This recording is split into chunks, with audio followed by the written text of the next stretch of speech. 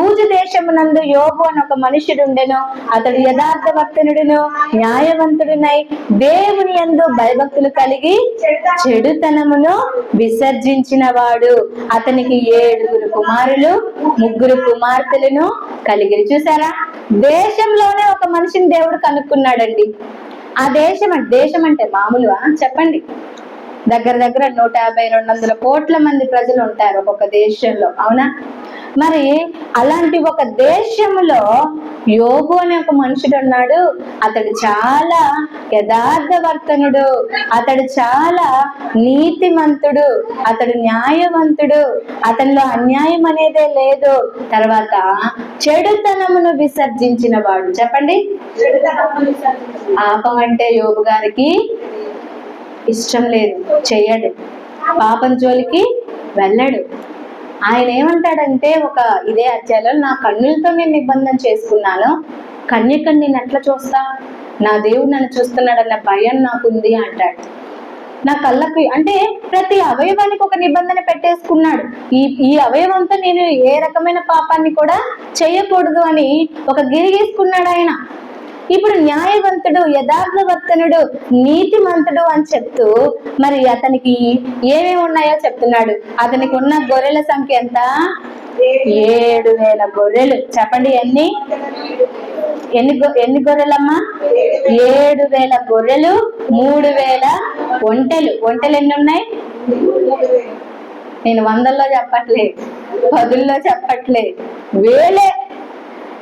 7,000 గొర్రెలు, 3,000 ఒంటెలు, 500 జతల ఎడ్లును, 500 ఆడుగాడిదలను, బహుమంది పనివారును అతనికి ఆస్తిగా. ఇక అంబానీ కూడా పనికిరాడు ఇక్కడ. హల్లెలూయా. బిల్ గేట్స్ కూడా పనికిరాడు. కుబేరుడు. ఏమంటారు? బాగా రిచెస్ట్ వాళ్ళని కుబేరులు అంటారు. ఇక వాళ్ళంత ధనవంతులు ఇంకెవరు ఉండరు. మరి ఆయన ఇంత ఆస్తి కలిగినటువంటి వాడు కదా, బహుమంది పనుల్లో ఆయన దగ్గర ఉన్నారు కాబట్టి తూర్పు దిక్కు జనులందరిలో అతడే గొప్పవాడుగా ఉండెను. ఆయన మనసు గొప్పదే, ఆయన జీవితము గొప్పదే, ఆస్తి గొప్పదే. అన్నున్నా కానీ భక్తి జీవితాన్ని కాపాడుకున్నాడంటే ధనవంతుడైనా కూడా ఆయనకి గర్వం లేదు, ధనవంతుడని ఆయనకి ఏమాత్రం పొగరు లేదు, ధనవంతుడు కదా అని ఇదిగో నిత్య జీవాన్ని పోగొట్టుకునేంత అహంకారం కూడా అతనిలో లేదు. ఉదయాన్నే లేచి అతడు ప్రార్థన చేసేవాడు.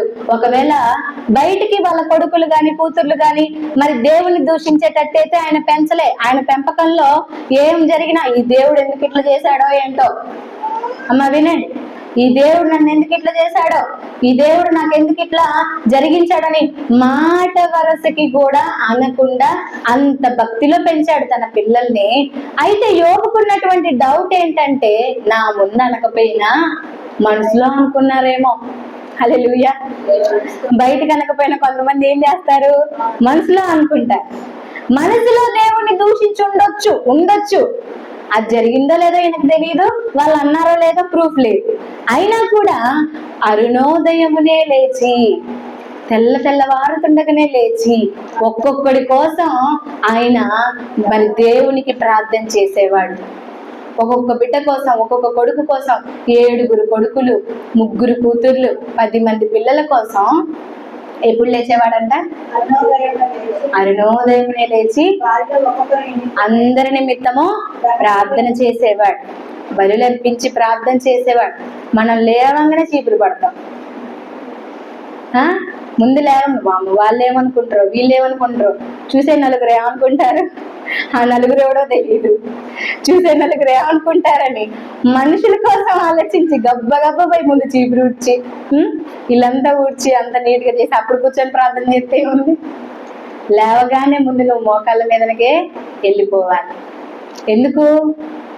నిద్రలోనే ప్రాణాలు తిన్న వాళ్ళు ఎంతో మంది ఉన్నారు. ప్రభా, నాకైతే నువ్వు ఆయుష్ని ఇచ్చావు, నాకైతే నువ్వు ఆరోగ్యాన్ని ఇచ్చావు, రాత్రంతా నీ కాపుదల నాతో ఉంచావు, ఎంత గొప్ప దేవుడు అని ఈ రోజంతా నేను ఎక్కడికి వెళ్తున్నానో, ఏ పని చేస్తానో, నా కుటుంబము, నా పిల్లలు, ఇదిగో మా యొక్క జీవితం ఈ రోజంతా ఎటు సాగుతుందో నీవే మాకు ముందుండి నడిపించు అని కుటుంబాన్ని దేవుని చేతిలో కాపుదల్లో పెట్టి ఆ రోజంతటి కొరకు దేవుని కృపను పొందుకున్నాకే నువ్వు మోకాళ్ళ మీద నుంచి లేవాలి. నువ్వు లేచాక ఫస్ట్ దేవునితో తప్ప ఎవరితో మాట్లాడకూడదు.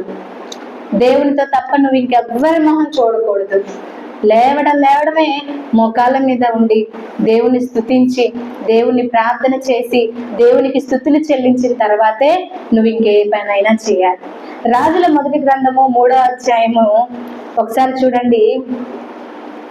రాజుల మొదటి గ్రంథము 3వ అధ్యాయంలో మనకు చాలా పరిచయమైన వ్యక్తిని మీకు చూపిస్తాను. 5వ వచనం. గిబియోనులో యెహోవా రాత్రి వేళ స్వప్నమందు సొలొమోనుకు ప్రత్యక్షమై, నేను నీకు దేనినిచ్చుట నీకు ఇష్టమో దానిని అడుగునని దేవుడు అతనితో సెలవీయగా. మీకు గనక ఇట్లాంటి అవకాశం వస్తే మీరేం కోరుకుంటారు? ఏది ఇష్టమో అడుగు బిడ్డ, నీకు ఇచ్చేస్తా అనంటే ఏం అడుగుతారు చెప్పండి? అది అడుగుతా, ఇది అడుగుతా, నీకు ఒక్కటా రెండా? ఏమని అడుగుతాం? అమ్మో, ఇంత పెద్ద లిస్ట్ ఉంది, కిలోమీటర్ బార్ ఉంటుంది ఆ లిస్ట్. కూరగాయ లిస్ట్ కూడా పనికిరాదు. ఒకటా రెండా అంటారు. సొలొమోనుకి దేవుడు ఆ ఛాన్స్ ఇచ్చాడు. నీకేది నేను ఇవ్వడం నీకు ఇష్టమో దాన్ని అడుగు అన్నాడు. అప్పుడు వెంటనే సొలొమోను, ప్రభువా, మా నాన్న తర్వాత నన్నే రాజుగా నిలబెట్టావు కదా, మరి ఈ రాజుగా ఉన్నాడంటే ఆ రాజు యుద్ధం చేయాలన్నా, మనుషులతో మాట్లాడాలన్నా, ఎవరికైనా తీర్పు తీర్చాలన్నా, ఇంకా ఏం చేయాలన్నా కానీ ఆయన తెలివి కలిగినోడైతేనే ఈ పనులు చేయగలుగుతాడు. అతడు మరి ఆలోచన కలిగినటువంటి వాడైతేనే ఈ రకమైనటువంటి జీవితం బాగుంటది అని చెప్పి అన్నిటినీ కూడా చేయగలిగి, ఆలోచించగలిగి, మంచి పరిపాలన చేయగలిగేలా నాకు జ్ఞానము కావాలి అన్నాడు. దేవుడు అనుకున్నాడుగా, రాజుగా నియమించాను కాబట్టి, ప్రభు నేను చచ్చేంత వరకు మా దేశం మీదకి ఒక్క శత్రువు రాకూడదయ్యా, హ్యాపీగా మా రాజ్యం ఉండాలంటే చాలు కదా, అంటే చాలు కదా. శత్రువు లేకపోతే ఇంకా దేశం అంతా ఎట్లుంటది? నెమ్మదిగా ఉంటది. దేశం అంతా ఎంతో హ్యాపీగా వాళ్ళు ఉంటారు. కాబట్టి ఇక ఏ భావం ఉండదు. అర్థమవుతుందా? ఆ ఒక్క కోరిక కోరుకుంటే చాలు. కానీ శత్రుడి ప్రాణాన్ని అడగలేదు. ప్రభా, అసలు నాకు లెక్క పెట్టలేనంత బంగారం కావాలి, లెక్క పెట్టలేనంత వెండి కావాలి, లెక్క పెట్టలేనంత డబ్బు కావాలని అడిగినా దేవుడు ఇవ్వడానికి సిద్ధంగా ఉన్నాడు. ఎందుకంటే మరి సొలొమోనుకి చాయిస్ ఇచ్చాడు కాబట్టి అక్కడ దేవుడు మాట ఇచ్చాడు. మాట తప్పే దేవుడు కాదు ఆయన, అవునా కదా? దేవుడు మాట తప్పేవాడు కాదు కాబట్టి అక్కడ ఏది అడిగినా ఇచ్చడానికి ఆయన సిద్ధంగా ఉన్నాడు. అయితే తెలివిగా ఆలోచించాడు సొలొమోను. నాకేం కావాలి? జ్ఞానం కావాలి అని అడిగినప్పుడు దేవుడు అంటున్నాడు కదా, ఇదిగో నువ్వు జ్ఞానం అడిగావు. 11వ వచనం. దీర్ఘాయువునైనను ప్రభా 100 నూరేళ్ళు, ఇదిగో ఇంకా అవసరమైతే ఎక్కువనే బతకాలని నువ్వు దీర్ఘాయువుని అడగలేదు, ఐశ్వర్యమును అడగలేదు, నీ శత్రుల ప్రాణమునైనను అడగక న్యాయములను గ్రహించుటకు వివేకం అనుగ్రహించమని నీవు అడిగితివి. అందువలన నీవు అడిగావు కాబట్టి నీ మనవి నేను ఆలకిస్తున్నాను. బుద్ధి వివేకములు గల హృదయాన్ని నీకు ఇస్తున్నాను. ఇక చూడు, పూర్వీకులలో నీకంటే ముందు పుట్టిన వాళ్ళలో ఎవ్వడు నీ అంత జ్ఞానవంతుడు లేడు, నీ తర్వాత వచ్చే వాళ్ళలో కూడా ఒక్కడు కూడా ఉండడు. చెప్పండి ఈ మాట. పూర్వంలో కూడా ఇంకా ఈయనకంటే ముందు పుట్టిన వాళ్ళలో ఎవరికి అంత జ్ఞానము దేవుడు ఇవ్వలేదు, ఈయన తర్వాత వచ్చే వాళ్ళలో కూడా ఎవరికి ఇక ఇవ్వడు. అంత జ్ఞానాన్ని సొలొమోనుకి దయచేసి మళ్ళీ అంటాడు కదా, ఐశ్వర్యమును ఘనతను ఇమ్మని నువ్వు అడగకపోయినప్పటికీ కూడా ఇదిగో నేను వాటిని నీకు ఇస్తున్నాను అన్నాడు. ఇదేమంటారంటే బోనస్. హల్లెలూయా. ఎంప్లాయీస్ కి నార్మల్ శాలరీతో పాటు అప్పుడప్పుడు బోనస్ ఇస్తారు. వాళ్ళ హార్డ్ వర్క్ ని బట్టి, వాళ్ళ డిసిప్లిన్ ని బట్టి, వాళ్ళ యొక్క వర్క్ మరి ఆ ప్రెజెన్స్ ని బట్టి వాళ్ళు మెచ్చుకొని, లేదా పండగనో ఇంకేదనో వాళ్ళకి అట్లా ఇస్తా ఉంటారు. బోనస్ అంటారు దాన్ని. ఇప్పుడు ఆయన అడిగింది ఏంటి? కేవలం జ్ఞానం. కానీ దేవుడు ఇచ్చిందేంటి? ఐశ్వర్యం ఇచ్చాడు, ఘనతని ఇచ్చాడు. నువ్వు అవి అడగకపోయినా కూడా నీకు అవి ఇస్తున్నాను. అందువలన నీ దినములన్నిటా కూడా రాజులలో నీ వంటి వాడు ఇంకెవరు ఉండరు అన్నాడు.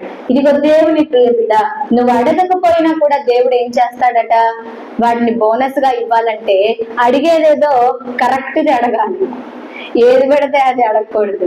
అడిగే విధానంలో కరెక్ట్ గా నువ్వు అడిగితే దేవుడు నీకు అది అనుగ్రహిస్తాడు. ప్రభా, నా జీవితంలో ఆ యవనస్తుడికి చెప్పావు ఒకటి కొదువుగా ఉందని, ఇంకా కొదువుగా ఏదుందో దాన్ని నువ్వు సరిచేయి. నా జీవితంలో కొదువ అనేది లేకుండా, ఇదిగో నీకు ఇష్టం లేదు ఇది లేదు అంటే అది నాలో నుంచి వెళ్ళిపోవాలి ఇమీడియట్ గా.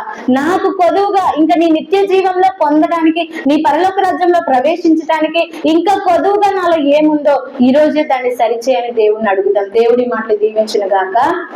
ఆమేన్.